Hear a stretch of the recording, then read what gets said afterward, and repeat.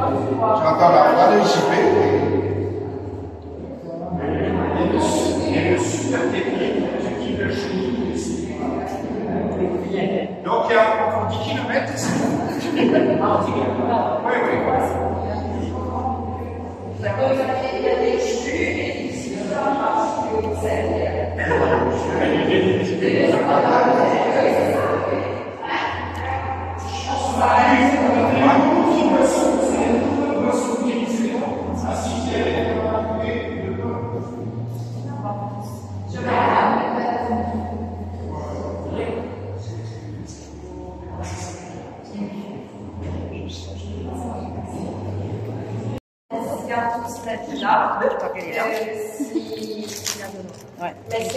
là, malheureusement pour ceux qui attendent pas matin, elle n'a pas pu être là aujourd'hui. Mais elle vous envoie tout son good luck pour la session d'aujourd'hui. Donc, un petit, pour ceux qui me connaissent, on a été dans le secteur de la communication et relations publiques depuis plus de 20 ans déjà. Mais nous avons un engagement qui est très ancré dans le côté social. Et pour nous, aujourd'hui, c'est une occasion de montrer cet engagement avec Philippe, qui est un novice. Du coup, et on n'a trouvé rien de mieux que d'inviter ceux qui seront les vecteurs de changement au final. Parce que le but dans l'introduction des situations de handicap, c'est surtout avoir autour d'eux un écosystème. Donc cet écosystème doit être co-créé, ça ne peut pas être créé, ça peut être venant d'une seule partie. Donc, pour promouvoir et encourager cette co-création. C'est la raison pour laquelle on a décidé d'organiser cet atelier-conférence aujourd'hui. Donc là, on est vraiment à la première partie. Il y a encore beaucoup de choses qui nous attendent. Donc je vous souhaite bon courage et bonne chance. Et je laisse la parole à la personne qui a été à nos côtés depuis plus de 15 ans maintenant, et on a commencé cette démarche ensemble avec les associations ainsi que le secteur public. Donc, merci Anouchka, merci à tous. Donc là, vous êtes en situation de handicap par rapport à moi, qui vous vois tous très très bien. Bon, il y a quelques personnes qui n'ont pas les bandeaux parce qu'ils filment et qui voient. Mais je suis quasiment une des seules personnes avec Anouchka, sa sœur, et puis d'autres intervenants qui ne sont pas en situation de handicap. Vous êtes en situation de handicap. L'objet, on verra, c'est ce qui va être le fil conducteur de notre intervention co-construite de cet après-midi. C'est qu'on débriefe, une fois que vous aurez peut-être retiré les bandeaux, sur finalement tout ce que ça vous a évoqué, cette situation-là, qui génère du stress, puisque on ne nous sommes pas habitués à avoir un sens en moi. Donc ce qui m'intéresse, c'est de constater que nous avions prévu 40 boissons et qu'il n'y a que 5-6 personnes qui ont réussi à trouver les boîtes. Dans les 5-6 personnes qui ont trouvé les boîtes, peu ont réussi à mettre les pailles dedans. Donc vous êtes en vraie situation de handicap. Donc je vous passe les consignes de toute l'après-midi. Donc voilà, dans ma main, vous avez le document que je vous présente. Voilà, ça c'est toutes les consignes de cet après-midi. Voilà comment va se dérouler. Ah bah sympa. Ah, oui. Voilà. Donc je me présente. Vous voyez, donc j'ai pas besoin de vous décrire. Vous savez très très bien. Bon, il y en a quelques-uns qui m'ont croisé avant de venir, donc, mais je me présente en détail. Voilà. Puis c'est écrit noir sur blanc, puis j'ai allumé la télé derrière, donc vous avez même le titre de la conférence qui est affiché avec tout le déroulement. J'espère que ça vous va. Oui. Il n'y a pas de difficulté.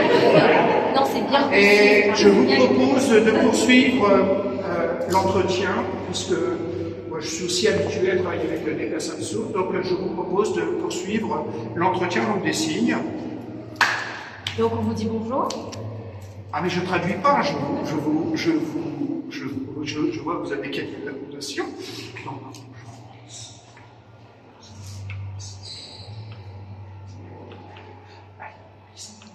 Voilà. Donc j'ai pas forcément beaucoup articulé, puisque les personnes surtout qui ont l'habitude de lire la langue des signes ou de comprendre la langue des signes, elles ont besoin plutôt d'articulation de la bouche et des signes que les sons. Donc là, je vous ai mis en situation de surdité. Donc vous avez un petit cumul de fonctions cet après-midi, puisque vous êtes en situation de cécité et en situation de surdité. Donc toutes les consignes, vous êtes d'accord avec toutes les consignes? Pas d'objection? Donc je vous propose qu'on déroule la journée comme on vient de l'expliquer dans le détail. Eh ben, merci pour cette collaboration. Je vous propose, je vois que j'ai une collègue qui pratique la langue des signes, je suis très très heureux. Je vous propose de retirer les bandeaux, de poursuivre. Vous aurez non pas de difficulté. Pour ceux qui n'ont pas réussi à trouver les bouteilles de jus de fruits, vous pouvez les prendre avec vous. Et je vous propose de vous asseoir sur les chaises et merci à tous. Merci à tous pour cet exercice fait avec un Merci à tous d'être là. Malheureusement, pour ceux qui n'ont pas le matin, il n'y en a pas peut-être là pour le sujet. Mais elle vous envoie tout son bout de la session d'aujourd'hui. Donc, ici, pour ceux qui nous connaissent, on a été dans le secteur de la communication et relations publiques depuis plus de 20 ans déjà, mais nous avons un engagement qui est très ancré dans le côté social.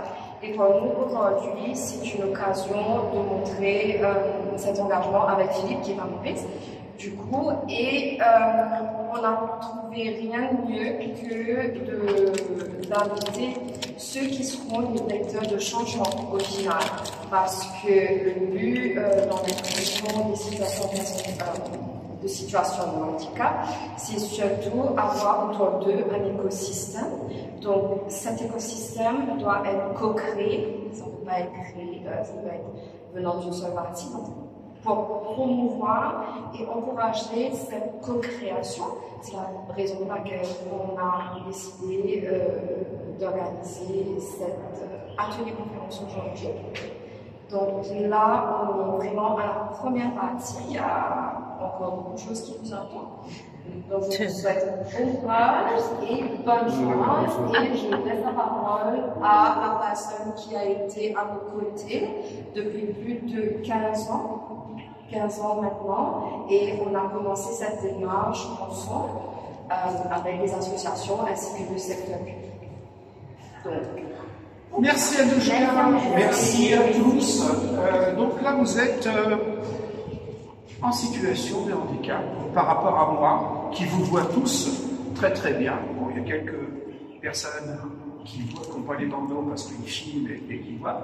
Mais je suis quasiment une des seules personnes avec Anouchka, sa sœur, et puis d'autres intervenants qui ne suis pas en situation de handicap. Vous êtes en situation de handicap.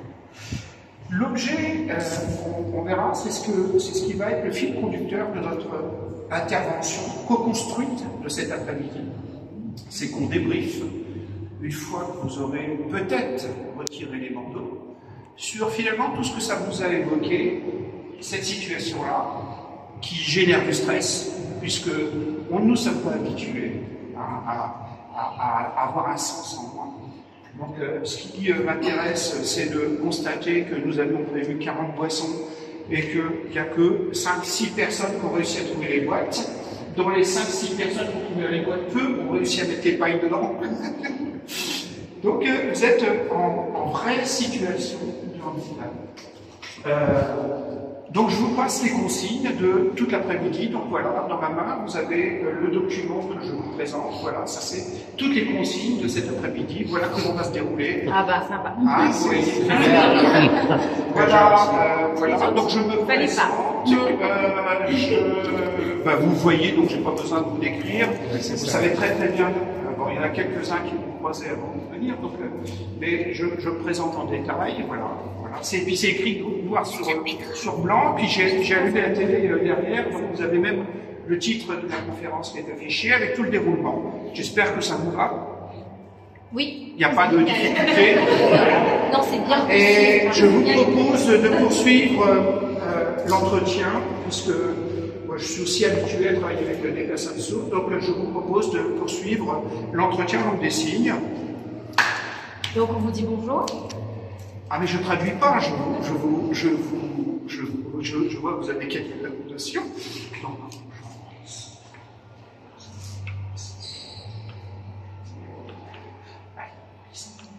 Voilà. Donc j'ai pas forcément beaucoup articulé, puisque les personnes surtout qui ont l'habitude de lire la langue des signes ou de comprendre la langue des signes, elles ont besoin plutôt d'articulation de la bouche et des signes que les sons. Donc là, je vous ai mis en situation de surdité. Donc vous avez un petit cumul de fonctions cet après-midi, puisque vous êtes en situation de cécité et en situation de surdité. Donc toutes les consignes, vous êtes d'accord avec toutes les consignes? Pas d'objection? Donc je vous propose qu'on déroule la journée comme on vient de l'expliquer dans le détail. Eh ben, merci pour cette collaboration. Je vous propose, je vois que j'ai une collègue qui pratique la langue des signes, je suis très très heureux. Je vous propose de retirer les bandeaux, de poursuivre.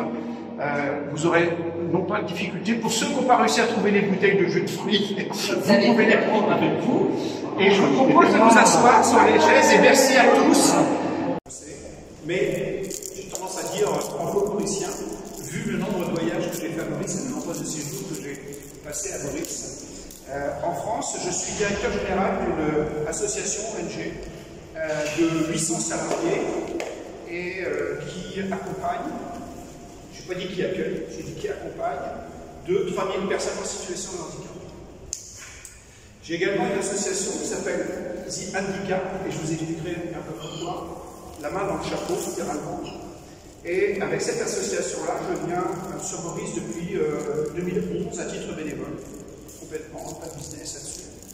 Et dans un premier temps, je suis venu à l'initiative de votre ancienne ministre Sheila Dapou, qui a souhaité qu'on fasse un diagnostic du système médico-social de l'île Maurice.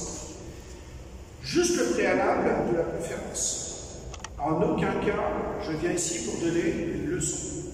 Je viens ici pour faire profiter d'une expérience, et plutôt d'une expérience franco-mauricienne, c'est-à-dire de l'expérience, parce que c'est mon métier, d'accompagner les personnes en situation de handicap, et puis tout ce que j'ai pu percevoir de l'évolution sur le handicap à l'île Maurice, et d'échanger. Il faudra qu'on se garde vraiment un petit temps d'échange, parce que j'ai pu comprendre que vous étiez dans des fonctions de management, dans des fonctions de RH, dans des fonctions de responsable, et que vous êtes concerné de près, ou même en situation de handicap. Et je vous expliquerai que je le suis aussi, directement concerné par ces situations de handicap. On aurait pu appeler cette conférence de 1000 façons différentes. J'ai mis tous dans le même bateau, mais c'est tous dans le même chapeau, où la situation de handicap vers la citoyenneté, et c'est ce qui m'intéresse. Plus que tous les discours bienveillants, la vraie question c'est comment on accompagne, comment on amène les personnes en situation de handicap à être un citoyen lambda. C'est toute cette question qui m'intéresse. Et compte tenu du panel ici présent, l'orientation aujourd'hui sera beaucoup plus sur l'emploi. Donc vous avez été en situation de handicap. Alors, on peut avoir quelques petites réflexions, et vous allez voir que la réflexion que vous allez nous donner, c'est aussi des réflexions qui m'alimentent dans le cours. Donc ça a créé quoi d'être dans cette situation de non-voyant.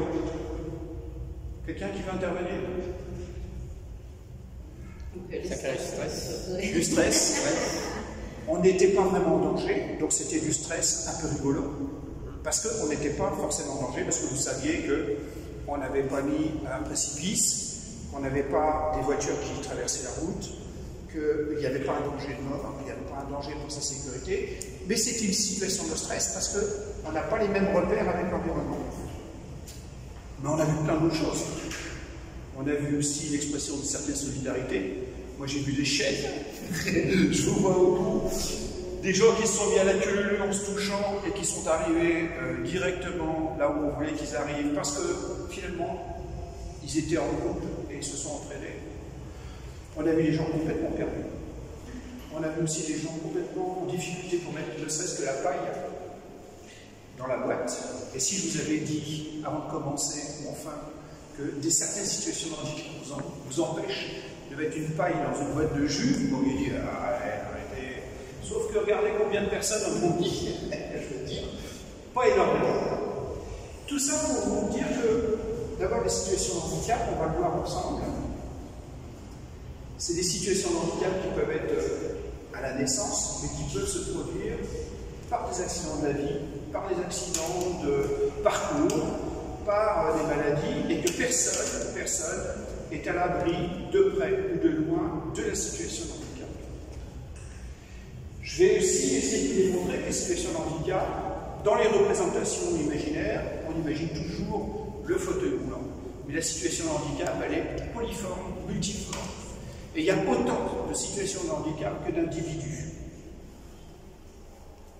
On va expliquer. Donc, je vais essayer de ne pas être trop rébarbatif sur la première partie, puisqu'on a une petite partie théorique, parce que quand vous êtes en situation de responsable, RH ou responsable, il y a un préalable à la question de la situation de handicap, c'est quoi une personne handicapée?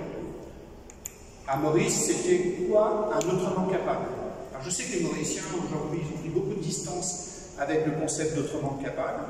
Moi qui suis français, j'ai adoré ce concept-là. Parce que vous avez une vision optimiste du handicap. Je sais qu'aujourd'hui, quand on parle d'autrement capable à Maurice, il y a des gens qui disent arrêtez avec vos vieux concepts. Mais je dois vous dire qu'à titre personnel, moi qui suis un expert du handicap, je dois vous dire que ce n'est pas quelque chose qui me choque. Parce que l'angle que vous aviez pris à Maurice, et que c'est inédit parce que je ne l'ai pas vu ailleurs, c'était de considérer qu'on ne résumait pas la personne à son handicap, mais qu'on évoquait directement ses autres capacités. Et ça, je trouvais ça intéressant. D'ailleurs, aujourd'hui, quand on parle de situation de handicap, on ne dit pas une personne handicapée, on dit dans cette situation de tout à l'heure, vous étiez tous en situation de handicap. Mais vous aviez d'autres capacités. La réflexion, la voix, la parole, c'est encore moins. Essayer de choper quelqu'un qui n'avait pas le foulard pour savoir où vous étiez. Donc vous aviez des autres sens que vous pensez, mais vous étiez tous en situation de handicap. Donc l'intervention va commencer par un aspect très documentaire. Je proposerai donc, vous avez compris que sur cette expérience de 2011, c'est une expérience que j'ai démarrée très rapidement avec Maluti également, et Marina en particulier, jusqu'à aujourd'hui tout le reste de l'équipe. Donc on se servira de cette expérience-là pour illustrer au fil du débat les propos, et je laisserai mes notes à Maluti, donc s'il y a des gens qui sont intéressés par les notes, ils pourront les recevoir par téléphone. Alors, donc je suis vice-président de l'association Zika Handicap et je suis directeur général d'une ONG, ça je vous l'ai dit. Donc l'exercice pratique, c'est ce qu'on a fait. Alors le handicap, l'égalité des chances, l'obligation d'emploi. Ça, c'est trois concepts qu'on va aborder, et on va aborder directement et pratiquement la question du handicap. Donc l'origine, ça c'est juste pour votre culture générale, l'origine du mot handicap, c'est littéralement la main dans le chapeau. C'était un jeu ancien qui consistait à mettre des objets de différentes valeurs dans un chapeau. Et celui qui tirait l'objet qui avait un peu moins de valeur, on disait qu'il avait un handicap. Et donc c'est ce qui a donné le nom de The Handicap, la main dans le chapeau, et c'est le nom qu'on a pris pour notre association, la main dans le chapeau. Donc c'est ça l'origine du mot handicap. Peu de gens le savent, et puis après ça a été repris, par exemple, dans les courses de chevaux, on considère qu'il y a un handicap quand le cavalier a plus de poids qu'un autre, et donc on rééquilibre, ou qu'il a moins de poids. Donc quand il a moins de poids, on rééquilibre en lui mettant un peu de poids, pour qu'on équilibre, le poids ne peut pas déjoquer. Ça, c'est un aspect de culture générale, on peut vivre sans avoir cette définition. Mais en tout cas, ce qu'on doit retenir de cette définition, c'est que c'est une définition tout de suite négative. C'est pour ça que j'ai commencé par vous dire que le concept d'autrement capable mauricien me va bien parce que c'est un concept positif. Alors que le handicap, d'emblée, il servait qu'à pointer ce que les gens ne savaient pas faire. Et c'est pour ça qu'encore une fois, je sais qu'il y a eu une conférence il n'y a pas très longtemps, et il y a un Mauricien qui s'est insurgé en disant « Arrêtons d'appeler des gens incapables ». Moi, personnellement, ça ne me choque pas. Mais en tout cas, l'orientation est positive, alors que depuis tout le temps, le handicap est associé à une notion négative. Et les employeurs ont encore cette notion-là, et les gens qui ne sont pas confrontés personnellement, ou par les gens de la famille, ont toujours une certaine réserve liée au handicap, en disant je ne sais pas comment ça marche, je ne sais pas ce que c'est, est-ce que c'est contagieux, est-ce que c'est tout ce qui est fantasmé parce qu'on ne connaît pas.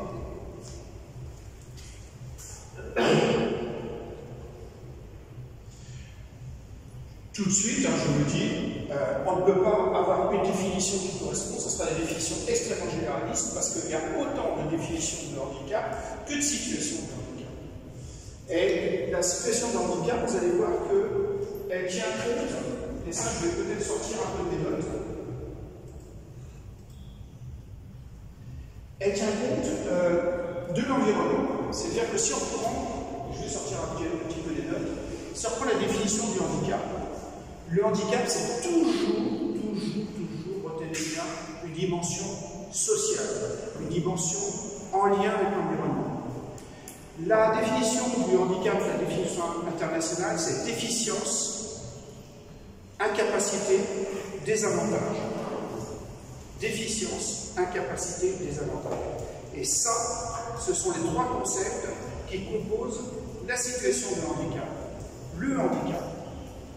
La déficience, c'est l'origine. Je suis aveugle, je suis non-marchand, je suis sourd, et tout ça avec des degrés différents. Je suis mal comprenant. Je suis non-comprenant. D'ailleurs, il y a beaucoup d'hypocrisie autour du handicap, c'est-à-dire qu'on ne parle plus de sourds et de malentendants.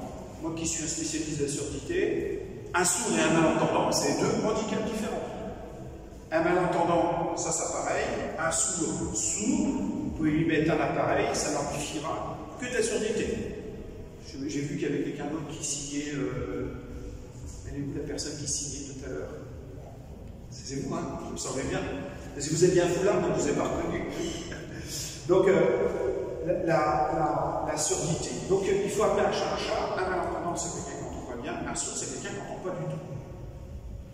Un malvoyant, c'est quelqu'un qui peut avoir une compensation. Je parlerai, c'est un mot aussi qui est très important, c'est un terme de compensation.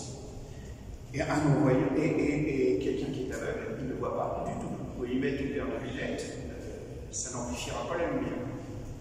Donc, la déficience, c'est l'origine de la pathologie. L'incapacité, c'est ce que ça m'empêche de faire.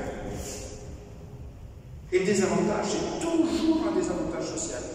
Le désavantage, c'est la clé pour vous, responsables, parce que c'est sur le désavantage qu'il va y avoir un champ d'intervention.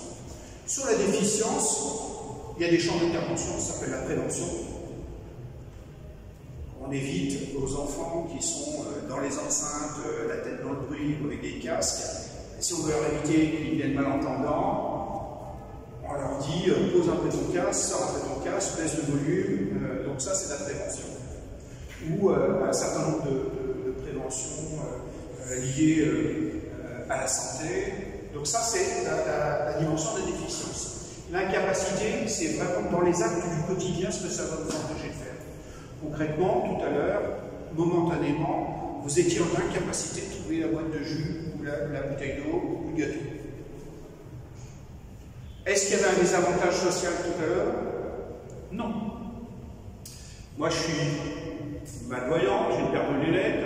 Mon désavantage social pour faire le métier de responsable d'une association, il y en a zéro. Par contre, pour être pilote d'avion, sur Air Mauritius, ça va commencer à poser des problèmes. Et voyez bien que le désavantage social, il est minime, mais cette incapacité, donc cette incapacité liée à l'âge d'ailleurs, cette incapacité me procure un désavantage minime, c'est-à-dire que ce n'est pas un désavantage social important, mais c'est un désavantage dans l'accessibilité à tout. Et là, en l'occurrence, avec le métier. Donc sur le désavantage, ce qui est intéressant, c'est qu'on va graduer ce désavantage. Et vous, ce qui va vous intéresser dans les fonctions que vous occupez, c'est la question de la compensation, la question de l'accessibilité. Est-ce que c'est clair sur ces trois notions?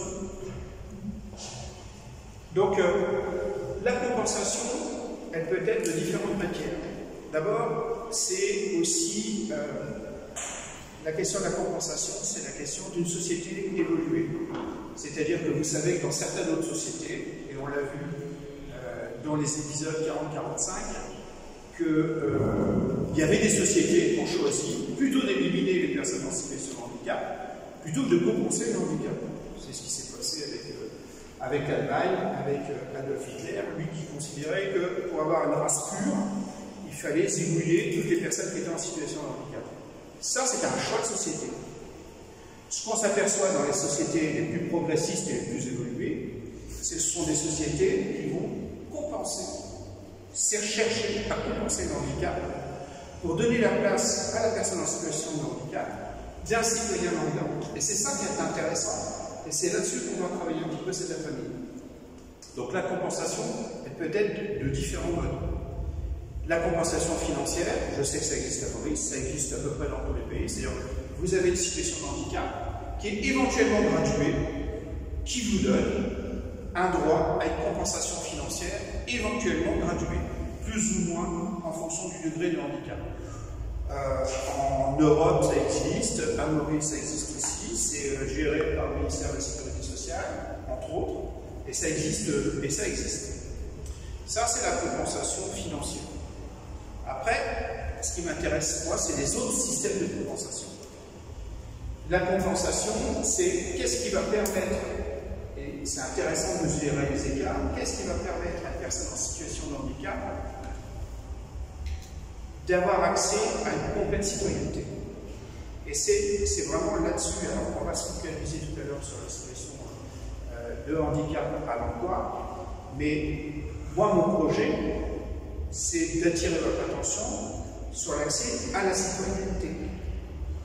Et c'est un concept froid, et c'est un concept qui est à mon avis beaucoup plus rigoureux qu'un concept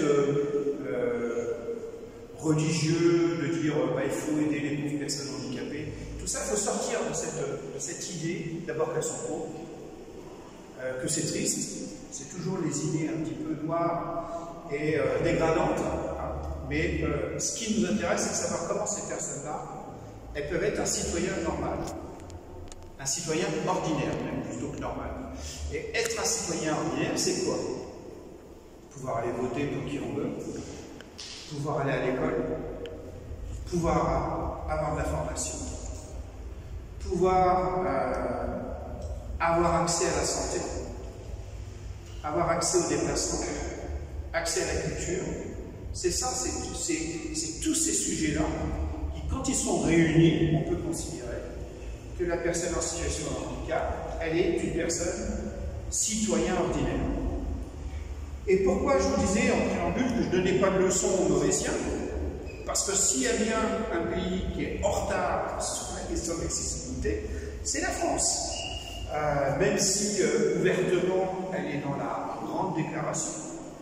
Mais on a vu, et je pense que Tony, tu y étais, le 3 décembre c'est la fête, c'est la journée du handicap, et nous étions à l'UNESCO pour une grande cérémonie sur le handicap, et tous les gens qui sont arrivés en situation de handicap de l'étranger sont arrivés à Paris sur l'aéroport, sont arrivés sur une gare, et ont eu toutes les difficultés du monde pour arriver dans la salle de conférence, dans la salle de l'UNESCO.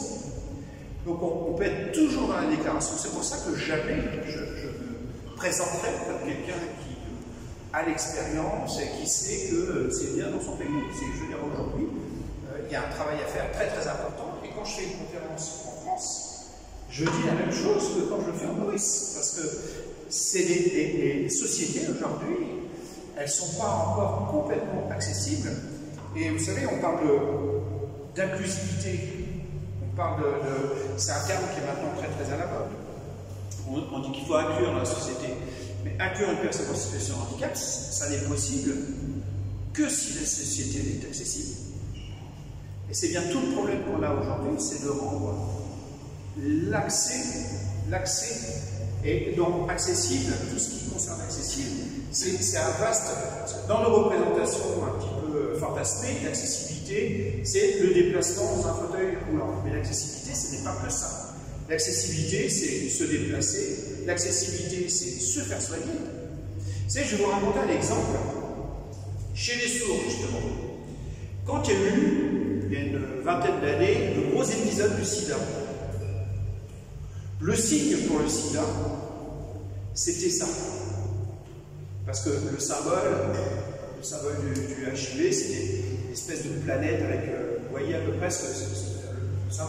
Sauf quand on dessine, quand vous traduisiez ça, c'est le même signe de soleil.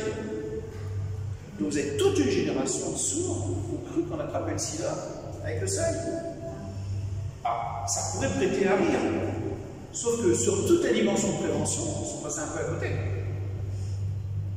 Vous voyez, c'est typiquement des décalages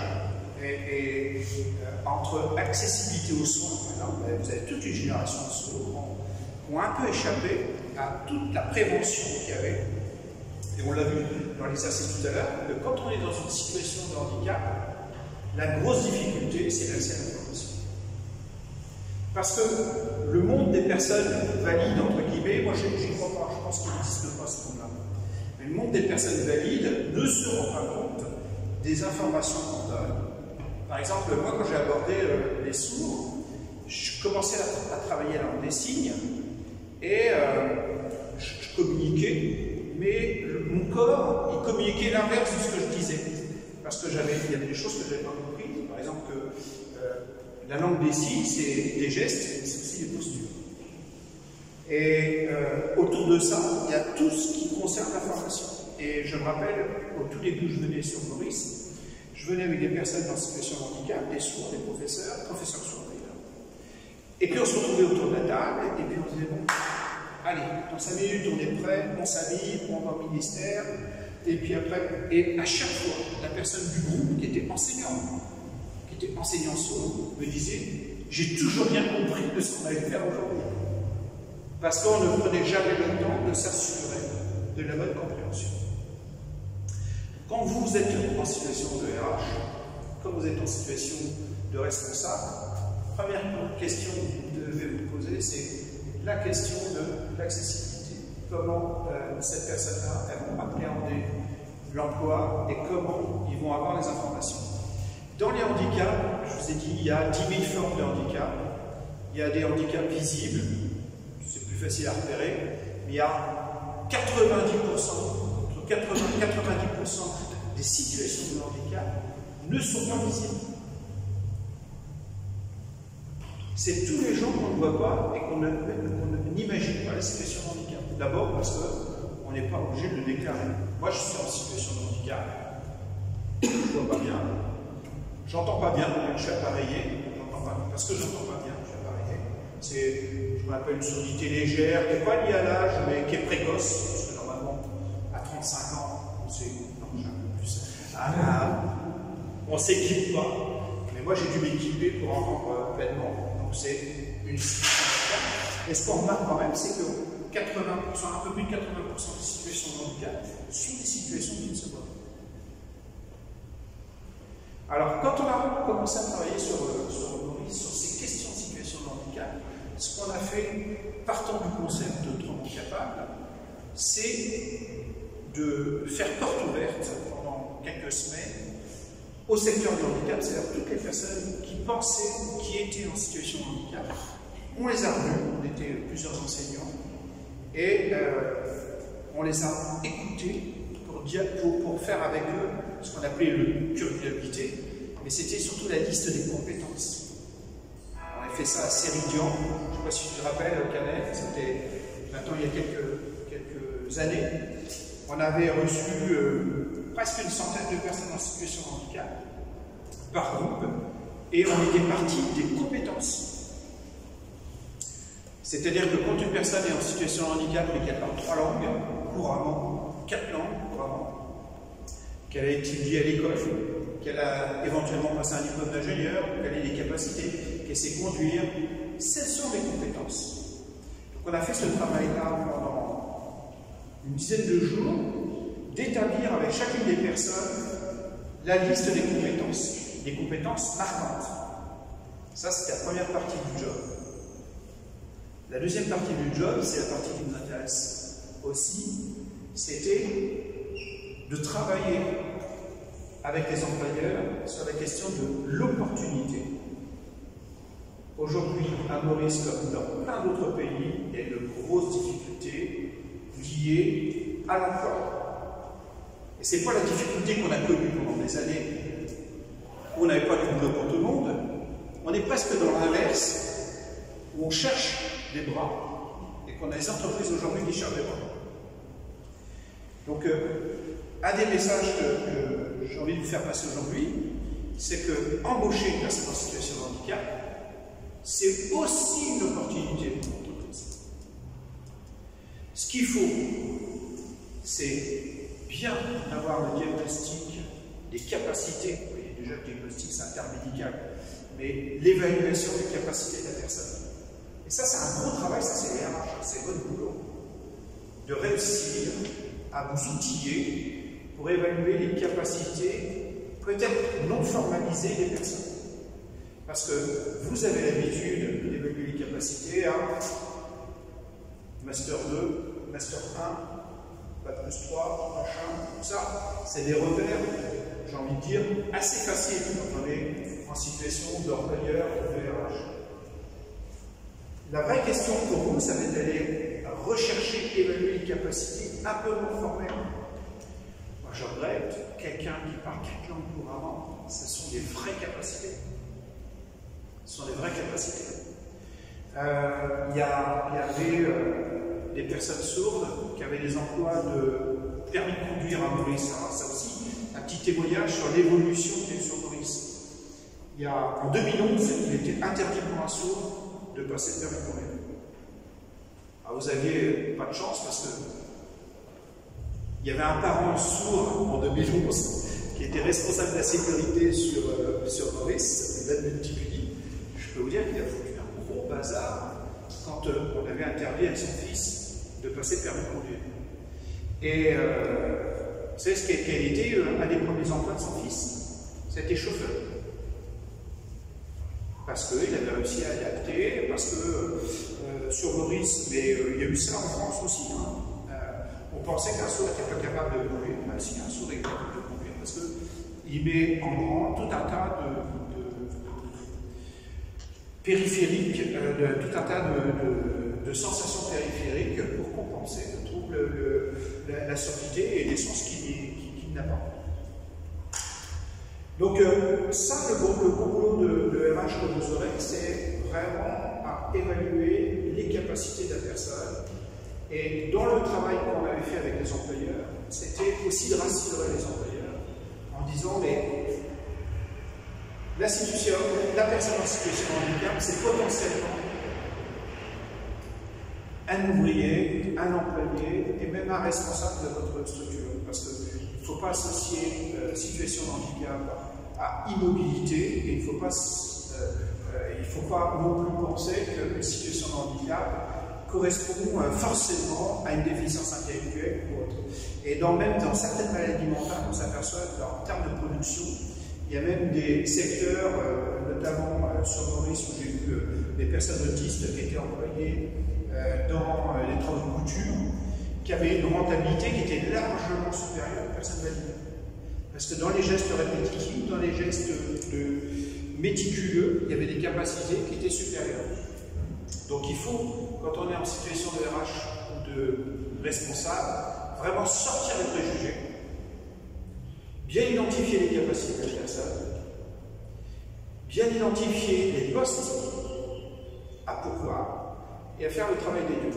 Une fois qu'on a fait ce travail-là, à Maurice, avec les employeurs, moi je suis intervenu à la MEF, et une fois qu'on a fait ce travail-là avec les employeurs, c'est-à-dire qu'ils avaient le même degré de compréhension que les personnes en situation de handicap, on les a mis ensemble.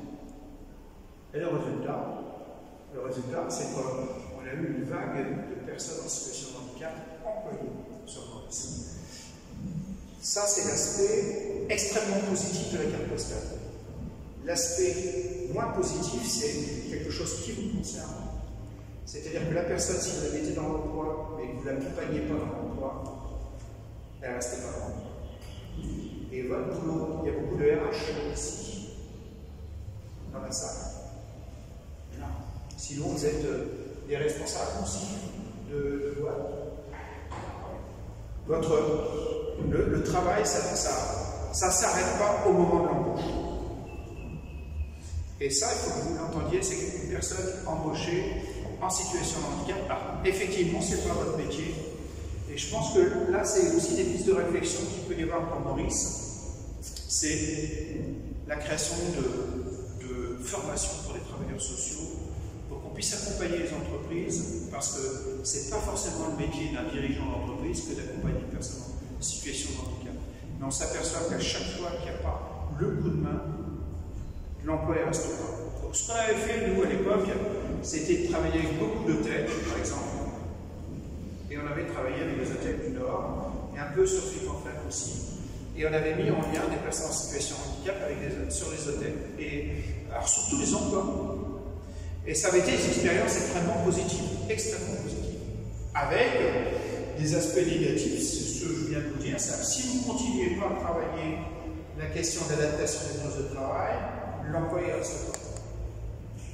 Et pour vous dire aussi que sur Maurice, il y a vraiment des choses extrêmement favorables qui se mettent en place, c'est qu'à même à un moment donné, je ne sais pas si vous avez entendu parler des entreprises éco-responsables. Je pense que vous en avez entendu parler. Donc, éco-responsable pour une entreprise, c'est tout ce qui est en lien avec l'écologie, mais tout ce qui est aussi en lien avec la dimension sociale de l'entreprise. On s'aperçoit aujourd'hui que les grandes enseignes, les grandes entreprises, dans leur communication positive, elles communiquent aussi sur leur capacité à employer des personnes en situation de handicap.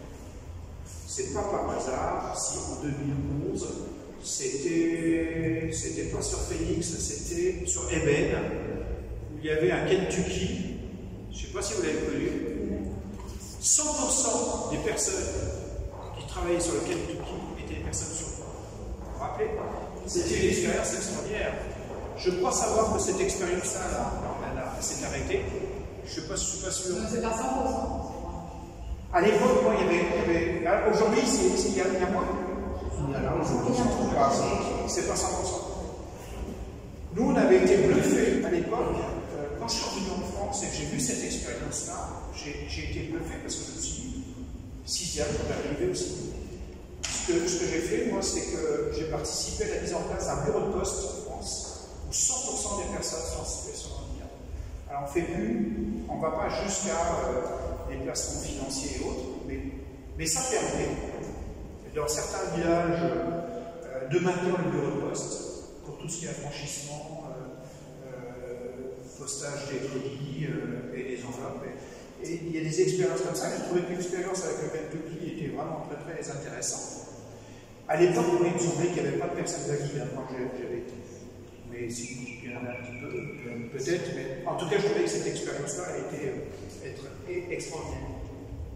Mais on s'aperçoit quand même que ce travail-là, il aura besoin d'un accompagnement. C'est-à-dire que la partie n'est jamais gagnée. Alors, elle n'est jamais gagnée avec une personne valide. Je pense que vous pouvez aussi me dire que.